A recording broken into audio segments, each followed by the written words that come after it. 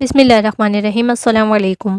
مومنوں کی ماں جناب رسول کریم صلی اللہ علیہ وسلم کی زوجہ محترمہ حضرت عائشہ رضی اللہ تعالیٰ عنہا پر جب منافقوں نے بہتان باندھے تو اللہ تعالیٰ نے ان کی شان میں سورہ نور نازل فرما دی۔ پر بہتان کے واقعے کی تفصیل مومنوں کی ماں حضرت عائشہ رضی اللہ تعالیٰ عنہا نے خود تفصیل سے بیان فرمائی۔ ہم نے اس واقعے کو سورہ نور کی تفسیر میں مولانا عبد الرحمن کیلانی رحمۃ اللہ علیہ کی تفسیر القرآن سے لیا ہے، ملاحظہ فرمائیں۔ سیدہ عائشہ رضی اللہ تعالیٰ عنہا بتاتی ہیں کہ آپ صلی اللہ علیہ وسلم کی عادت تھی کہ جب آپ سفر پر جاتے تو اپنی بیویوں کے نام قرہ ڈالتے۔ قرہ میں جس بیوی کا نام قرہ میں نکلتا اسے آپ صلی اللہ علیہ وسلم ساتھ لے جاتے۔ چنانچہ آپ نے ایک غزوہ بنی مستلق میں قرہ ڈالا جس میں میرا نام نکلا۔ پس میں آپ صلی اللہ علیہ وسلم کے ساتھ روانہ ہو گئی، اور یہ واقعہ حجاب کا حکم نازل ہونے کے بعد کا ہے۔ ہم سفر کر رہے تھے کہ جب آپ صلی اللہ علیہ وسلم اس غزوے سے فارغ ہوئے اور سفر سے لوٹے تو ہم لوگ مدینے کے نزدیک آ پہنچے۔ ایک رات کوچ میں حکم ہوا۔ یہ حکم سن کر میں اٹھی اور پیدل چل کر لشکر سے پار نکل گئی۔ جب حاجت سے فارغ ہوئی تو لشکر کی طرف آنے لگی تو مجھے معلوم ہوا کہ ظفار کے نگینوں کا ہار جو میرے گلے میں تھا ٹوٹ کر گر چکا ہے۔ میں اسے ڈھونڈنے لگی اور اسے ڈھونڈنے میں دیر لگ گئی۔ اتنے میں وہ لوگ جو ہوج کو اٹھا کر اونٹ پر لادا کرتے تھے، انہوں نے ہوج کو اٹھایا اور میرے اونٹ پر لاد دیا۔ وہ یہ سمجھ رہے تھے کہ میں ہوج میں موجود ہوں، کیونکہ اس زمانے میں عورتیں ہلکی پھلکی ہوتی تھیں پر گوشت اور بھاری بھرکم نہ ہوتی تھیں اور تھوڑا سا کھانا کھایا کرتی تھی، لہٰذا ان لوگوں نے جب ہوج اٹھایا تو اس کے ہلکے پن کا کوئی خیال نہ آیا۔ علاوہ ازیں میں ان دنوں میں ایک کمسن لڑکی تھی۔ خیر وہ ہوج اونٹ پر لاد کر چل دیے۔ لشکر کے روانہ ہونے کے بعد میرا ہار جو اونٹ کے نیچے آ گیا تھا مجھے مل گیا۔ میں اسی ٹھکانے کی طرف چل گئی جہاں رات کو اترے تھے۔ دیکھا تو وہاں نہ کوئی پکارنے والا ہی تھا اور نہ جواب دینے والا، سب جا چکے تھے۔ میں نے ارادہ کیا کہ اپنے ٹھکانے پر چلی جاؤں، کیونکہ میرا خیال تھا کہ جب وہ لوگ مجھے نہ پائیں گے تو اسی جگہ تلاش کرنے آئیں گے۔ میں وہاں بیٹھی رہی، نیند نے غلبہ کیا اور میں سو گئی۔ لشکر کے پیچھے پیچھے گرے پڑے سامان کی خبر رکھنے کے لیے صفوان بن معطل سلمہ رضی اللہ تعالیٰ عنہ مقرر تھے۔ وہ پچھلی رات چلے اور میرے ٹھکانے کے قریب پہنچے اور دور سے کسی انسان کو سوتے ہوئے دیکھا۔ پھر میرے قریب آئے تو مجھے پہچان لیا، کیونکہ حجاب کا حکم نازل ہونے سے پہلے انہوں نے مجھے دیکھا تھا۔ جب انہوں نے مجھے پہچان کر انا للہ و انا الیہ راجعون پڑھا تو میں بیدار ہو گئی اور اپنی چادر سے اپنا چہرہ ڈھانپ لیا۔ اللہ کی قسم انہوں نے نہ مجھ سے کوئی بات کی اور نہ میں نے انا للہ و انا الیہ راجعون کے سوا کوئی بات سنی۔ انہوں نے اپنی سواری بٹھائی اور اس کا پاؤں اپنے ہاتھ سے دبائے رکھا تو میں اس پر سوار ہو گئی۔ وہ پیدل چلتے رہے اور اونٹنی کو چلاتے رہے تاکہ ہم لشکر سے اس وقت جا ملیں جب وہ عین دوپہر کو گرمی کی شدت کی وجہ سے اترے ہوئے تھے، اور جن لوگوں کی قسمت میں تباہی لکھی تھی وہ تباہ ہوئے۔ اس تہمت کو سب سے زیادہ پھیلانے والا عبداللہ بن ابی ابن سلول رئیس المنافقین تھا۔ خیر ہم لوگ مدینہ پہنچے۔ وہاں پہنچ کر میں بیمار ہو گئی اور مہینہ بھر بیمار رہی۔ لوگ تہمت لگانے والوں کی باتوں کا چرچا کرتے رہے اور مجھے خبر تک نہ ہوئی۔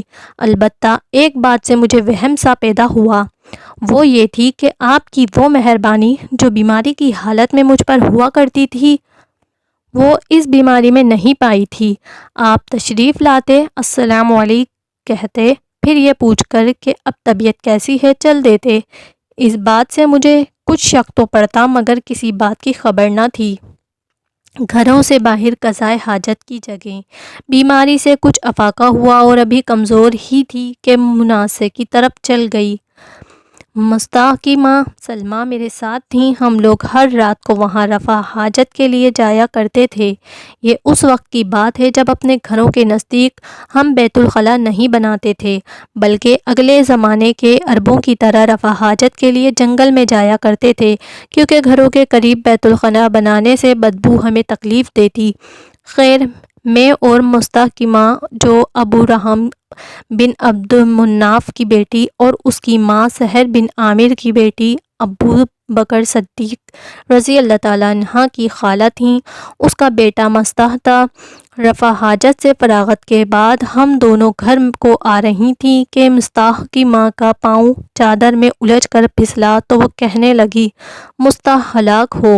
میں نے اسے کہا، کیا کہتی ہو؟ کیا تم ایسے شخص کو کوستی ہو جو بدر میں شریک تھا؟ وہ کہنے لگی، اے بھولی لڑکی، کیا تم نے وہ کچھ بھی سنا جو وہ کہتا ہے؟ پوچھا، کیا کہتا ہے؟ تب اس نے تہمت لگانے والوں کی باتیں مجھ سے بیان کیں تو میری بیماری میں مزید اضافہ ہو گیا۔ جب میں گھر پہنچی تو رسول اللہ صلی اللہ علیہ وسلم تشریف لائے اور سلام کے بعد پوچھا، اب طبیعت کیسی ہے؟ میں نے کہا، آپ مجھے اجازت دیجیے، میں اپنے والدین کے ہاں جانا چاہتی ہوں۔ میرا مطلب یہ تھا کہ ان سے اس خبر کی تحقیق کروں۔ رسول اللہ صلی اللہ علیہ وسلم نے مجھے اجازت دے دی تو میں اپنے والدین کے ہاں آ گئی۔ میں نے اپنی ماں سے کہا، امی، یہ لوگ میری نسبت کیا فضول باتیں بنا رہے ہیں؟ اس نے کہا، بیٹی، اتنا رنج نہ کرو۔ اللہ کی قسم، اکثر ایسا ہوتا ہے کہ جب کسی مرد کے پاس کوئی خوبصورت عورت ہوتی ہے اور وہ اس سے محبت کرتا ہے اور اس کی سوکنیں بھی ہوں تو سوکنیں بہت کچھ کرتی رہتی ہیں۔ میں نے کہا، سبحان اللہ، لوگوں نے اس کا چرچا بھی کر دیا۔ چنانچہ میں ساری رات روتی رہی۔ صبح ہو گئی مگر نہ میرے آنسو تھمتے تھے اور نہ مجھے نیند آتی تھی۔ رسول صلی اللہ علیہ وسلم نے سیدنا علی رضی اللہ تعالیٰ عنہ اور اسامہ بن زید رضی اللہ تعالیٰ عنہ کو بلایا کیونکہ وحی اترنے میں دیر ہو رہی تھی اور میں آپ صلی اللہ علیہ وسلم اس سلسلے میں ان سے مشورہ چاہتے تھے۔ چنانچہ اسامہ بن زید رضی اللہ تعالیٰ عنہ نے آپ صلی اللہ علیہ وسلم کو وہی مشورہ دیا جو وہ جانتے تھے کہ عائشہ ایسی ناپاک باتوں سے پاک ہے اور اسامہ رضی اللہ تعالیٰ عنہ کو آپ صلی اللہ علیہ وسلم کی بیویوں سے محبت تھی۔ انہوں نے صاف کہہ دیا کہ عائشہ پاک دامن اور بے قصور ہیں، اور سیدنا علی بن ابی طالب نے کہا، یا رسول اللہ، اللہ تعالیٰ آپ صلی اللہ علیہ وسلم پر تنگی نہیں کرے گا۔ عائشہ رضی اللہ تعالیٰ عنہ کے علاوہ اور بھی بہت عورتیں ہیں، اور اگر آپ صلی اللہ علیہ وسلم بریرہ رضی اللہ تعالیٰ عنہ سے پوچھیں تو وہ آپ کو ٹھیک ٹھیک بتا دیں گے۔ چنانچہ آپ صلی اللہ علیہ وسلم نے بریرہ رضی اللہ تعالیٰ عنہ کو بلایا اور ان سے پوچھا، کیا تم نے کوئی ایسی بات بھی دیکھی ہے کہ عائشہ کے متعلق تمہیں کچھ شک ہو؟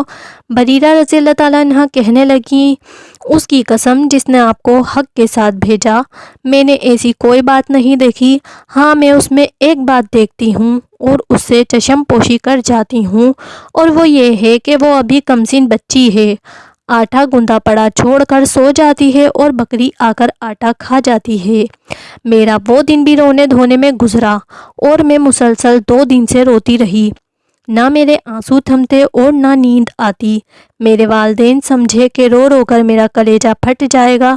پھر ایسا ہوا کہ میرے والدین پاس بیٹھے تھے اور میں رو رہی تھی کہ ایک انصاری عورت نے اندر آنے کی اجازت مانگی۔ میں نے اجازت دی تو وہ بھی میرے ساتھ رونے لگی۔ اسی حالت میں آپ صلی اللہ علیہ وسلم تشریف لائے، سلام کیا، پھر بیٹھ گئے۔ اس سے پہلے جب سے مجھ پر تہمت لگی تھی آپ میرے پاس نہیں بیٹھے تھے۔ 1 مہینہ آپ انتظار کرتے رہے مگر وحی نہ آئی۔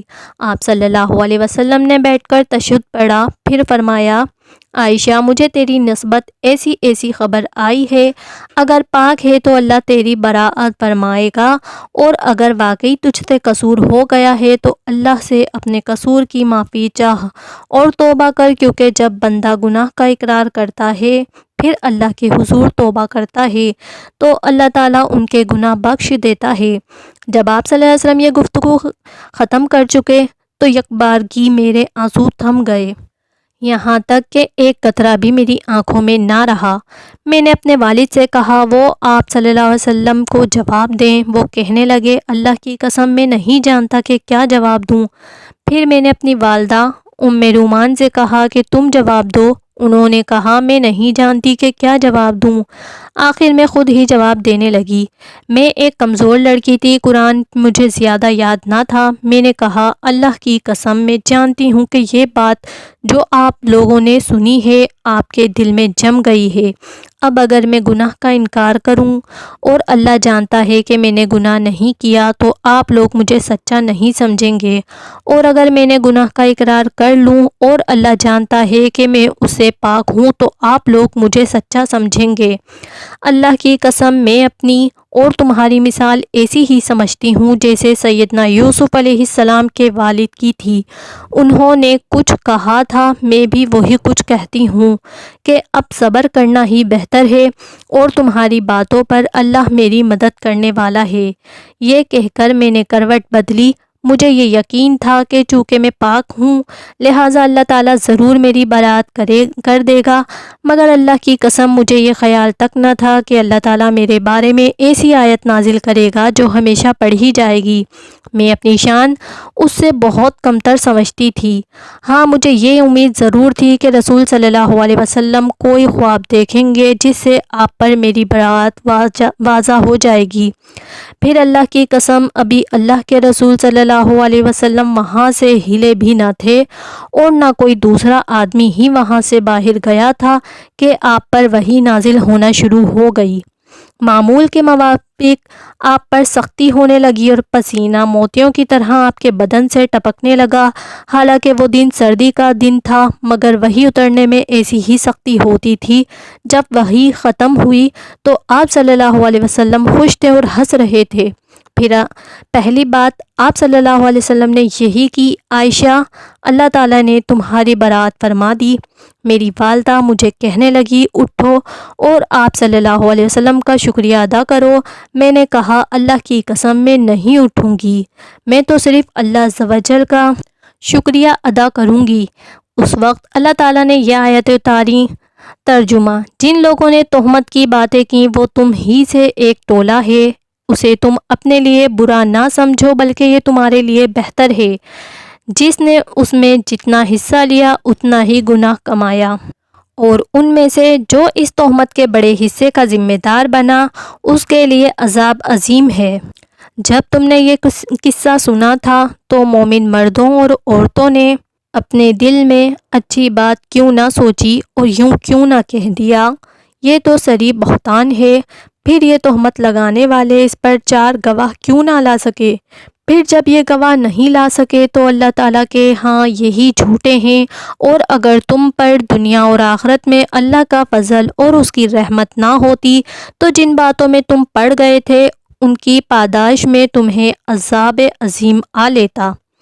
جب تم اپنی زبانوں سے اس بہتان کو اچھالتے تھے اور اپنے منہ سے وہ کہہ رہے تھے جس کے متعلق تمہیں علم نہ تھا اور تم اسے معمولی سمجھ رہے تھے حالانکہ وہ اللہ کے ہاں بہت بڑی تھی، اور جب تم نے یہ قصہ سنا تھا تو تم نے یوں کیوں نہ کہہ دیا، ہمیں یہ مناسب نہیں کہ ایسی بات کریں، تو پاک ہے تو بہت بڑا بہتان ہے۔ اللہ تمہیں نصیحت کرتا ہے کہ اگر تم مومن ہو تو آئندہ کبھی ایسی حرکت نہ کرنا۔ اللہ تمہیں واضح ہدایت دیتا ہے اور وہ سب کچھ جاننے والا اور حکمت والا ہے۔ جو لوگ یہ چاہتے ہیں کہ ایمان لانے والوں میں بے حیائی کی اشاعت ہو ان کے لیے دنیا میں بھی المناک عذاب ہے اور آخرت میں بھی، اور اس کے نتائج کو اللہ ہی بہتر جانتا ہے، تم نہیں جانتے۔ اور اگر تم پر اللہ کا فضل اور اس کی رحمت نہ ہوتی تو برے نتائج نکلتے، اور اللہ یقیناً مہربان اور رحم والا ہے۔ جب یہ آیات اتری تو ابو بکر رضی اللہ تعالیٰ عنہ جو محتاجی اور رشتے کی وجہ سے مستحق کی مدد کیا کرتے تھے نے کہا، اللہ کی قسم آئندہ میں مستحق کو کچھ نہیں دیا کروں گا، کیونکہ اس نے عائشہ رضی اللہ تعالیٰ عنہ کے متعلق ایسی باتیں کیں۔ تب اللہ تعالیٰ نے یہ آیت نازل فرمائی۔ ترجمہ: اور تم میں سے آسودہ حال لوگوں کو یہ قسم نہیں کھانا چاہیے کہ وہ قرابت داروں، مسکینوں اور اللہ کی راہ میں ہجرت کرنے والوں کو کچھ صدقہ وغیرہ نہیں دیں گے۔ انہیں چاہیے کہ معاف کر دیں اور درگزر کر دیں۔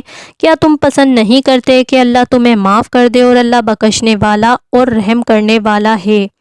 یہ آیات سن کر ابو بکر رضی اللہ تعالیٰ عنہ کہنے لگے، اللہ کی قسم مجھے یہ پسند ہے کہ اللہ مجھے بخش دے۔ پھر مصطح سے پہلے سا سلوک کرنے لگے اور کہا، اللہ کی قسم جب مصطح زندہ رہا میں یہ معمول بند نہ کروں گا۔ سیدہ عائشہ رضی اللہ تعالیٰ عنہ کہتی ہیں کہ اس تہمت کے زمانے میں آپ صلی اللہ علیہ وسلم زینب بنت حبش ام المومنین سے میرا حال پوچھتے، تم عائشہ رضی اللہ تعالیٰ عنہ کو کیسی سمجھتی ہو اور تم نے کیا دیکھا؟ تو انہوں نے کہا، یا رسول اللہ صلی اللہ علیہ وسلم میں اپنے کان اور آنکھ کی خوب احتیاط رکھتی ہوں، میں تو عائشہ رضی اللہ تعالیٰ عنہ کو اچھا سمجھتی ہوں۔ آپ صلی اللہ علیہ وسلم کی بیویوں میں سے زینب ہی میرے برابر کی تھیں، بڑھ چڑھ کر رہنا چاہتی تھیں۔ اللہ نے ان کی پرہیزگاری کی وجہ سے انہیں بچا لیا، اور ان کی بہن حمنہ بنت حبش اپنی بہن سے اس بارے میں جھگڑنے لگیں تو جیسے دوسرے تہمت لگانے والے تباہ ہوئے وہ بھی تباہ ہوئیں۔ میری بہنوں، آپ نے اپنی روحانی ماں کی زبان سے سارا واقعہ ملاحظہ کر لیا۔ اس نے جو سب سے بڑا سبق ملتا ہے وہ یہ ہے کہ ایک پاک دامن عورت کی عزت کا اللہ کے ہاں کیا بلند مقام ہے کہ اللہ کریم حضرت عائشہ رضی اللہ تعالیٰ عنہ کی شان میں سورہ نور نازل فرما دی۔ جو لوگ بدگمان ہو کر یوں ہی الزام تراشنے شروع کر دیتے ہیں، ان کے لیے سورہ نور ایک روشنی ہے کہ اس سے اپنے اخلاق کو اندھیرے میں جانے سے بچائیں اور بہتان ترازیوں کی آلودگی سے اپنے آپ کو بچا کر اپنے کردار کو روشن رکھیں۔ ذرا غور تو کیجئے، حضرت حسان رضی اللہ تعالیٰ عنہ جو اللہ کے رسول صلی اللہ علیہ وسلم کی تعریف میں اشعار پڑھتے تھے، کافروں اور منافقوں کی بکواسات کے جوابات دیتے تھے، اور اللہ کے رسول صلی اللہ علیہ وسلم کے پاس فرمان کے مطابق حضرت حسان رضی اللہ تعالیٰ عنہ جب شعر کہتے تھے تو انہیں روح القدس یعنی جبریل امی کی تائید حاصل ہوتی تھی۔ اتنا بڑا مقام ہونے کے باوجود جب وہ منافقین کے دباؤ میں بہہ گئے اور الزام لگانے والوں میں شامل ہو گئے تو بے شک وہ سورہ نور کے نزول کے بعد تائب ہو گئے، مگر اس کے باوجود ان کے بارے میں حضرت عائشہ رضی اللہ تعالیٰ عنہ کے ریمارکس کیا تھے ملاحظہ ہوں۔ صحیح بخاری کتاب الادب میں ہے کہ اب حضرت مسروق رضی اللہ تعالیٰ عنہ کہتے ہیں، میں حضرت عائشہ رضی اللہ تعالیٰ عنہ کے پاس تھا کہ حضرت حسان بن ثابت رضی اللہ تعالیٰ عنہ آئے۔ حضرت عائشہ رضی اللہ تعالیٰ عنہ نے انہیں عزت کے ساتھ بٹھایا، حکم دیا کہ ان کے لیے گدی بچھا دو۔ جب وہ واپس چلے گئے تو میں نے ام المومنین سے کہا کہ آپ انہیں آپ صلی اللہ علیہ وسلم کے ہاں آنے کی اجازت کیوں دیتی ہیں؟ ان کے آنے کا کیا فائدہ؟ کیونکہ اللہ تعالیٰ نے تو سورہ نور میں فرما دیا ہے کہ ان میں سے جو شخص تہمت کے بڑے حصے کا ذمہ دار بنا اس کے لیے عذاب عظیم ہے۔ تو ام المومنین نے فرمایا، اندھا ہونے سے بڑا عذاب اور کیا ہوگا؟ حضرت حسان آخری عمر میں نابینا ہو گئے تھے، لہٰذا ام المومنین نے فرمایا شاید یہی عذاب عظیم ہو۔ قارئین کرام، حضرت حسان رضی اللہ تعالیٰ عنہ بے شک جنتی ہیں، لیکن ام المومنین رضی اللہ تعالیٰ عنہ پر تہمت کا جو بڑا حصہ دار بنا وہ تو بے شک عبداللہ بن ابی منافق تھا۔ لیکن حضرت حسان رضی اللہ تعالیٰ عنہ ان کا بھی یہ حال تھا کہ آخری عمر میں نابینا ہو گئے، لہٰذا اس سے ثابت یہی ہوتا ہے کہ پاک دامن مومن عورت پر الزام تراشی اللہ کو کس قدر ناپسند ہے۔